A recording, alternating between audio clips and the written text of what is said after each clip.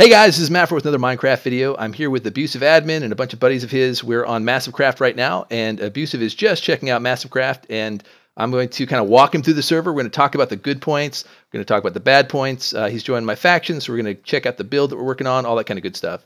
So yeah, welcome. Thanks for joining me, Abusive. Hey, I appreciate you inviting me, man. I kind of wanted a different factions experience, and when I found out there was custom mobs on here, that's all I needed.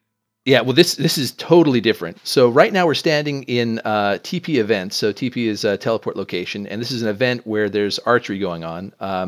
The entire server has been firing at little blocks out here to try to hit the buttons and light up the redstone lamps and to make points. And whoever gets the most points ends up winning something. It just happens that somehow I'm at the top of the leaderboard right now, and there's a few people are around. But if you like, we can go ahead and head over to our F home and talk about what makes MassiveCraft like just totally different from any factions experience you've had before. Yeah, that's fine with me. I appreciate you walking me through it, man. Yeah. It's kind of confusing. It's totally confusing. Here's the problem that I had. So I found MassiveCraft about 7 months ago or something, and I think I'd actually run into the site sometime before then. But if you go to the site, it says, you know, it's like all about factions, right? And I've played factions for a while. You've played factions for forever. You're like the granddaddy of factions, and so what we're used to is you know, create a box of cobble essentially and put chests in it and cover those with water and cover the box with water and then just make walls like you wouldn't believe because people are going to be coming with cannons and blowing them up, right? That's kind of what factions. Yeah. That's generally, yeah, and it gets worse as time goes on. That's kind of why we lost interest. Yeah. And so MassiveCraft is a completely different experience. The first, like, most basic thing you have to understand about MassiveCraft is that explosions are disabled. And that just blew my mind. I was like, wait, so what? So it's factions without explosions? It's factions without explosions.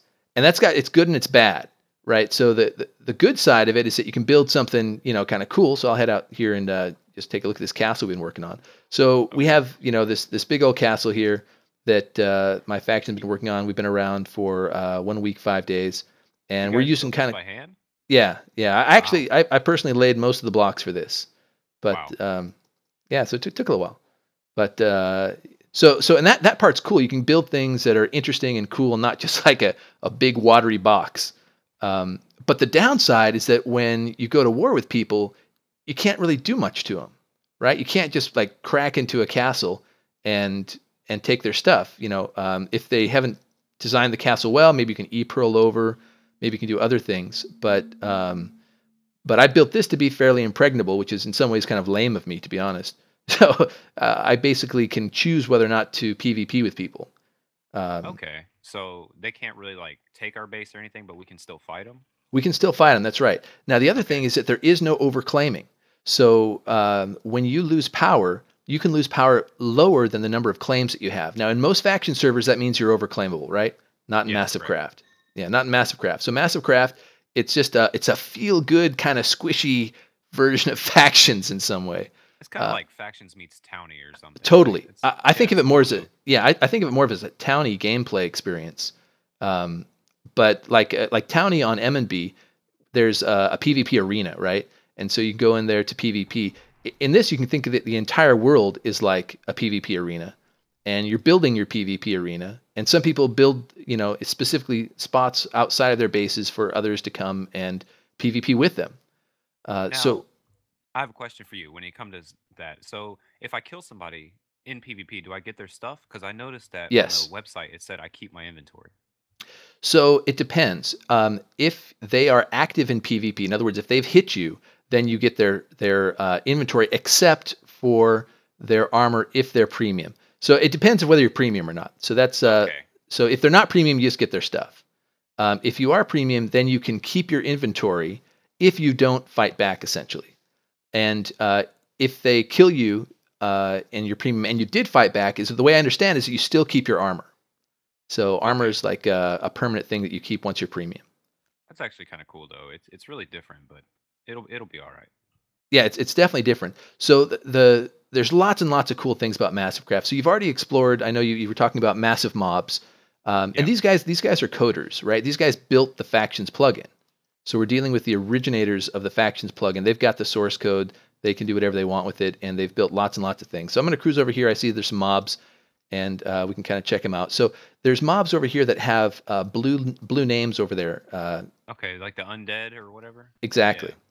And if they have blue, that's like a boss. And there's different levels of bosses. Blue is actually the shortest level of, or the smallest level of boss. Okay. There's also green names, which indicate bigger bosses. And there's even bigger, like more deadly creatures out there. The deadliest. So this is just a basic? Yeah, so you're dealing with basics. The blue guys are fairly basic as well. They're not too hard. And I noticed he had a lot of hearts, though. Yeah, they have the blue ones definitely have a lot of hearts. They have, I think, 5 times the hearts of a normal mob, and then I think green have 50 times the hearts of a normal mob. Wow, I'm gonna have to get some better gear then, man. I'm gonna die quick. Yeah, you will. So it definitely makes it challenging. But then I actually fought something that was beyond green once. It just appeared outside my base one time, and it was called an ancient slime, and the thing just had like. Just for days, like XP for days, or I mean, health for days. It was insane. What color was it? I actually don't remember. They're super rare, so you can think of bosses as spawning 1 out of every 5 mobs. You can think of the bigger bosses as spawning 1 out of every 50 or something, and then the really big ones, I guess maybe they're 1 out of every 500 to follow the pattern. I really don't know. This guy, this undead marksman, is firing flaming arrows at us. So, yeah, oh god. Also, the blue guys oftentimes have wither effects, or maybe it's the green guys. I forget. It's been a while, but so you have to just they come out with these bigger powers. Like this ancient slime I fought. The reason he was so tough, and in fact he killed me, was that from far away he was able to hit me with a poison effect, like from a distance. And check it out! It looks like I'm a champion. Woohoo! Looking in chat. What is your prize in something like that? That was my first event. I only got 5 points. I did terribly.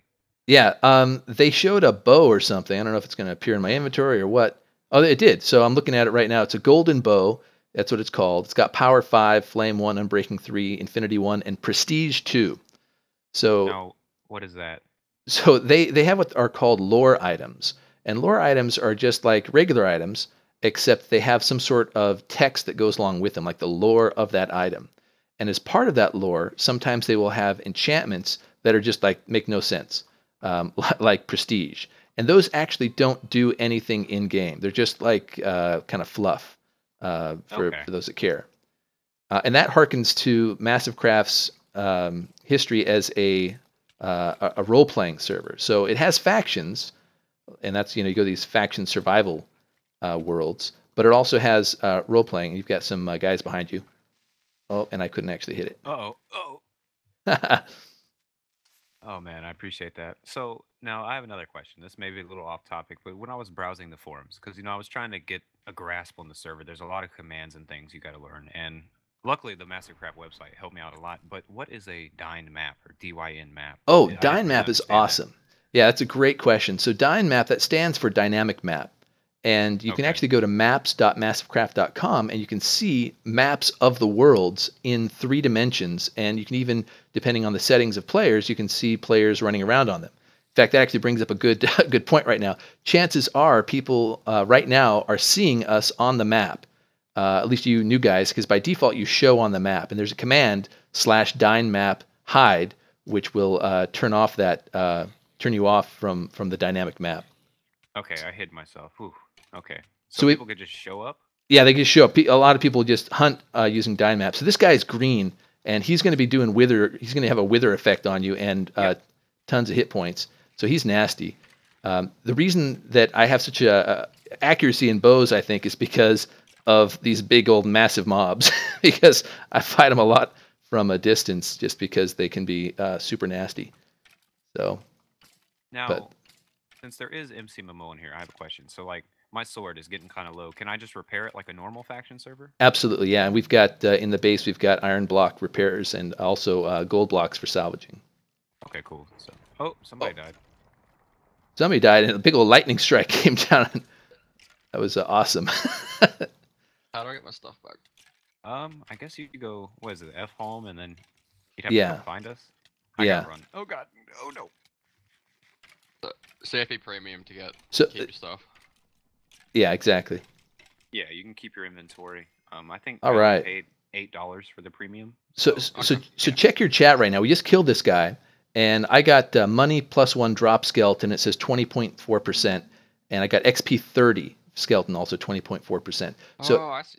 MassiveCraft is this really cool system where when multiple people contribute to a kill, it keeps track of the percentage of damage you've done, and then you get that percentage of loot in terms of regals and XP. Now Yeah, okay. there's also like normal drops, and those drop, and you can fight over them. You know, say you get the rotten flesh and whatever. But I thought that was kind of a cool feature of MassiveCraft. Now, when we killed one a minute ago, it dropped an iron ingot. Do they drop any like custom swords or anything? Uh, I'm not sure I've seen custom swords, but they do drop all sorts of crazy stuff. There are Okay. lore items that they will drop that are like even you can kill like a pig, and you'll sometimes get not just the pig flesh or whatever, but you'll also get uncooked pork chop, but you'll also get like sturdy hide, which is kind of Okay. silly. And some of those are worth something. Most of them, quite frankly, are not. So another thing I really like about MassiveCraft is the economy. So the economy, there's no server shop. You don't sell anything or buy anything, as far as I know, to and from the server. Everything is between players, and so that creates a really Now, interesting does dynamic. that lead to scamming, or how does that shop work? I'm not aware of any scamming. I mean, they use the Chess Shop plugin or one very similar to Chess Shop. Oh, like a sign or something. Exactly. So you can go Okay. to TP Market and yeah, a few little guys behind you. But you can go to TP Market and see. I forget how many shops in total there are. There's 24 rich shops, which are the biggest ones. There's a bunch of regular shops, and there's some cheap shops as well. So there's lots and lots of stuff to buy. But because it's always players, you don't build like huge cactus farms or whatever. There's no point, right? I guess in theory you could, but no one's going to buy it. There's no demand for it. So Yeah. there's no artificial demand in this economy, which is something that's I haven't seen too often in other servers. So I really like Okay. that. Now I see this shop. It says God Armor, and it has a link to User the was moved out of like your not a channel. link, but an arrow pointing to a chest, right? It says Severish 1B180. Is that like buy, and that's how much it costs? 180? Yeah. So it'll tell you the name of the User joined player. your channel. It'll tell you Okay. the name of the player, and then it will tell you how much you're buying, like the number of units, and then it will tell you B for how much it costs, or S for sell. You can actually left click to sell, and right click to buy. So you can Okay, cool. yeah. So Severish is one of the players, and yeah. So you see this B180, so you can buy one diamond helm for 180 regals. And so this shop is where a lot of the transactions happen. But you can also create your own shops, like in your own property. That's one of the things I have planned for the Afrovia faction. We're creating that big castle, but the reason I'm flattening all the land around it is to create a market town around it. And I've got already 3 different people who have said, "Hey, I want to set up a shop once you've finished that up." So I'm going to use F access to grant them access to build within Afrovia's claimed land, even though they're not Afrovia faction mates. And then they'll be able to set up shops and buy and sell stuff. That's really cool. Yeah, I think that's awesome. These shops right here cost money. In fact, if you go to the outside, so you're in the inside ring right now. If you go to the outside ring, you'll see on the inside of it, inside of the outside ring are shops, which are a little bit smaller than the rich shops. And then they've got these little cheap shops, which are almost like stall size. And you can see that a cheap shop costs 300 for 30 days. So you could right-click that sign if you had 300 regals, and then you would have this space to set up your own shop. And you could build whatever you want and all that kind of stuff. So That's pretty fancy, actually. I think it's a really neat feature. And I like the fact that the economy is real. You know what I mean? It's not some fake economy where you're just pumping out, cactus or pumpkins, or everybody on a new faction server goes and hits the shop and then analyzes, what's the rate of production that I can get on various items and what are they selling for, and then everybody kind of settles on 2 or 3 strategies, and you end up with cactus farms or pumpkin farms or melon farms or whatever it is all over the map, and Okay, so that's just not the case here. that leads me to another question, Mafro. how the heck do I make money? Because that kill we just did gave me 1 regal. I'm gonna need some. If I want to get some Yeah. armor, I'm gonna actually have to get some money. Yep. So there's a number of ways of doing it. So the main way is killing mobs. When you kill a normal mob, there's a chance that you'll get a regal off it. When you kill a blue mob, there's a chance you'll get, I think you always get 1 regal off it. When you kill a green mob, you usually get between 4 and 6 regals. And so what players do is they build dark rooms. That's another thing about MassiveCraft is you don't have like the traditional mob grinders. They specifically don't allow you to build anything that moves mobs around. So what people do is they dig out these what they call dark rooms, which are just, as you can imagine, just a dark room where mobs spawn, and they go down there and they just go to town on them with looting 3 swords or whatever, and end up getting regals that way. So that's one way to get regals. Another way is to obviously set up a shop and sell stuff. Now, what I did is I created a book. Actually, I went through this market and I found out all the best sellers and all the best buyers of all the ores. And I created a book. I'll actually give you a copy so you can see what it's like, and then use that to arbitrage the marketplace. I did it in my first video Let's Play on MassiveCraft from this video series. Okay, so you're already trying to. Yeah, I'm already looking for ways to make them monies, and I made 200 regals doing that, so that wasn't too bad. I'll give you a copy of this, and I'm also selling the book itself to players for 100 regals each, and I've actually sold, I think, 11 or 12 copies. So that's made me over 1,000 regals. So come to F Home, and I'll drop you one. I'll just give you a copy. And a guy there in chat is asking you a question. Who's asking me a question here? Dark Mist in faction chat. Oh yeah, did you win? Yep. So Dark Mist is one of our faction mates. Now I've played factions for a while. I've had a faction with as many as 35 members at one point. And so some of these members are finding out that I'm on MassiveCraft, and they're joining me over here. So Dark Mist is one of those I've known for a very, very long time. Okay, cool. Well, it's going to be exciting. I get to meet all your friends. You get to meet all mine. Yeah, that's cool. Yeah, it'll be different, but I'm going to try it. I'm going to give it a shot. Yeah. So the one thing, so there's all this cool stuff. Have you hit /T yet? /T. Yeah, just hit /T. So they also have traits. Now, because this server has like a history as a role-playing server, if you've ever played role-playing games, Dungeons and Dragons, that sort of thing, you customize a character with traits or some ability that you have that other people don't have. And so if you do /T list, you can see a bunch of different traits that you can get, like I don't know, slime truce. So what that means is slimes won't attack you, and it costs you 15 points, and you start off with like 100 points, or if you're premium, you get 150. So if you want to, you can spend, quote unquote, 115 out of that 150 trait points and get slime truce, and then slimes are your buddies. They never attack you unless you attack them. And so there's all sorts of different traits. I think there's like 118 of them, I guess it says right there for me. And some of them make you, like people take sets of traits that make them like a vampire. They'll role play as a vampire, and they'll say that they can only eat, I guess when they hurt somebody or something, and if they're out in the sunlight, then they get hurt themselves. So some of the traits are negative traits. I should point that out. Anything that is green, I think, is a positive trait. Let's see if I can find negative. Yeah. So if you get to page 4, I could do T-list page 4 or T-list 4. You start seeing these red traits, like archery inept. It gives you 20 points, and you suck at archery. I don't know what that actually means. Maybe you do less damage. I don't know.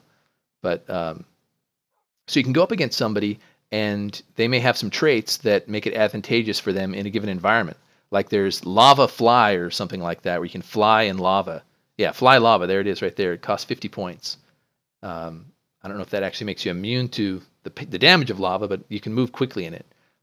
There's another fly web where webs don't slow you down. You can just fly through them. So there's just tons of unique things that you can do to customize your character. Wow, there is a lot to take in, man. It really is. It's there's more and more.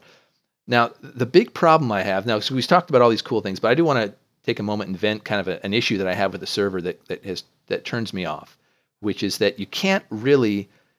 There's no consequence to not going out and defending yourself. Like what oftentimes happens is you'll see somebody in chat say knock knock in the name of a faction. And what they've done is they've traveled overland to that faction's base, and they're basically calling him out, saying, "Hey, let's PvP." And if that person or that faction chooses not to, there's not much they can do about it. Like, we can hang out in here and no one can do anything to us. And what I'd like to see is I'd like to see some consequence. I'd like to see some reason to have to go out, sally forth, and defend yourself. Like in regular factions, if you don't go out and attack someone who's outside your base, you know they're building a cannon, right? And they're going to they're just going to blast their way in. Now, that's not going to happen here on MassiveCraft. But what I'd like to see is I'd like to see something where if, I don't know, if someone was on your land and you don't defend it, you don't kick them off, they're enemy to you, that maybe they slowly start taking regals from your faction bank account. Did I mention factions have bank accounts? I probably didn't. But No. if you do /F money, /F money, and then I guess it's balance, you can see that our faction currently has a balance of 1,715 regals. So that's the kind of stuff that that we have currently in our faction bank account. The more land we claim, the more tax the faction pays to the servers. That's kind of a mechanism to suck regals out of the economy, to prevent, I guess, inflation or whatever. And because factions need money, then there's a tax that the leader, the leader, can lay on members. I think it's now like 5 regals a day or something. And I can make that more or less. And so individuals go out, they earn money, they earn regals from whatever they do. They pay taxes to the faction, and the faction pays taxes to the server, and that's kind of how the economy works. If your faction runs out of money and can't pay its taxes, it is immediately disbanded and all claims are lost. Oh, wow. So what does that mean by loss? It just unclaims everything? Just unclaims everything. Okay. It doesn't wipe it. So we would still have a build here, but there'd be there'd be nobody. We got somebody outside our base. Miracle 670. You guys, one of you can name Miracle 670. No, that's a bad guy. All right, let's do it. So we've got a couple people here. So